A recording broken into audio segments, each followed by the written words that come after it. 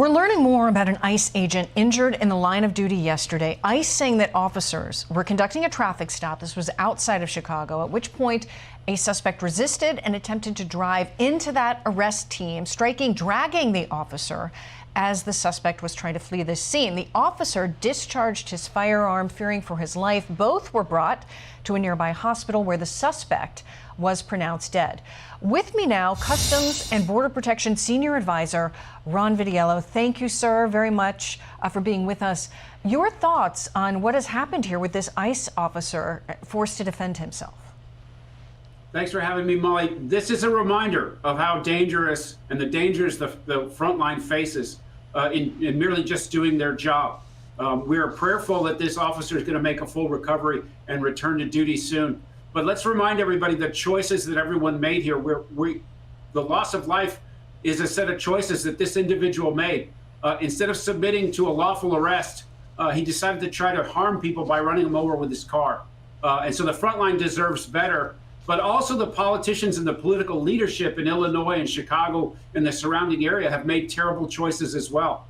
They elect to have a system in place in those jurisdictions. When this person was arrested for whatever criminal activity they did previously, when they were released, they could have been easily turned over to ICE to be put on a path for removal. But the low jurisdictions and these politicians make these terrible choices, and they shield these criminals from ICE enforcement. And that's what led to this ultimately. That on top of the propaganda and the rhetoric, when you have responsible or irresponsible politicians in this case, calling ICE the Gestapo, saying that what they're doing is kidnapping or disappearing people, when all they're doing is trying to do their job. And their job leads to the overall health and safety of the people of Franklin Park and the surrounding area of Chicago. That's what they're trying to do out there. And again, we hope this agent makes a speedy recovery. Absolutely. Our thoughts are with this agent, and also a reminder that our ICE agents, face unpredictable dangers when they go into situations and try to apprehend their targets in each of these cases. I want to shift gears a little bit to the political situation there in California. There's a bill, state lawmakers in California passing a bill this week that would ban ICE agents from wearing masks, as well as local police. This is part of what they've been trying to do. And we've heard from agents and leaders who say that they're covering their face specifically because of the threats to them and also their families. So what do you make of this bill, especially after this incident that we saw yesterday? And also, he hasn't said yet, but do you think the Governor Newsom will sign this? Your thoughts? I don't believe he will, because it lacks common sense, and we hope that he's learning from the political examples that exist in President Trump, the leadership of Secretary Noem and the department. We need to conduct these operations. These agents need to protect their identity as far as their faces, because they've been doxxed online. Assaults against ICE officers are up over 1,000%.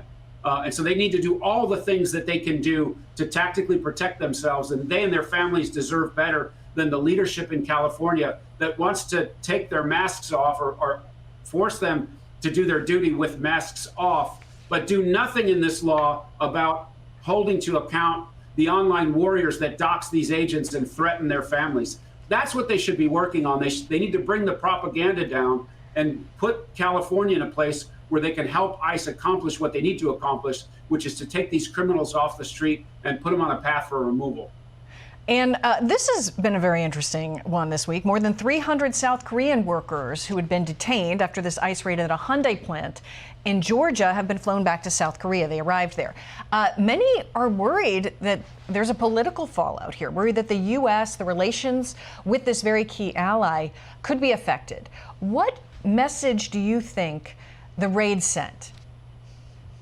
Well, the message is to the employers, right? We have a foreign policy and a trade policy underway that allows and encourages manufacturers to return to the United States because they want to sell those products in the United States. Those manufacturing jobs should be for the working class in the U.S. And if companies like Hyundai and their contractors need specified skills to get these factories up and running, that's fine. There are visas specifically authorized under the law for them to do their jobs, to conduct this activity, to increase this commercial growth in the manufacturing sector, all doing it legally. Hyundai makes plenty of money in the American market. They can play by the rules. So they have to make better choices. If they need specialized skills in those factories, they can import that skill on legal visas into the United States. They don't need people coming here as a fake visitor to work in these factories, thereby removing the ability for Americans who live in that neighborhood to go to those factories and apply for jobs. And so these choices have to be regulated by the law. And again, if we're going to encourage manufacturing, that manufacturing and immigration overall should be a benefit to the American citizens. It's not supposed to be a benefit for South Korea. It's not supposed to be a benefit for the companies or the individuals. It's supposed to benefit America. And the relationship between South Korea and the U.S. is strong. And this will be a blip on the larger screen, in my opinion. Ron Vitiello, thank you very much. We greatly appreciate it. Thanks for coming on this Saturday.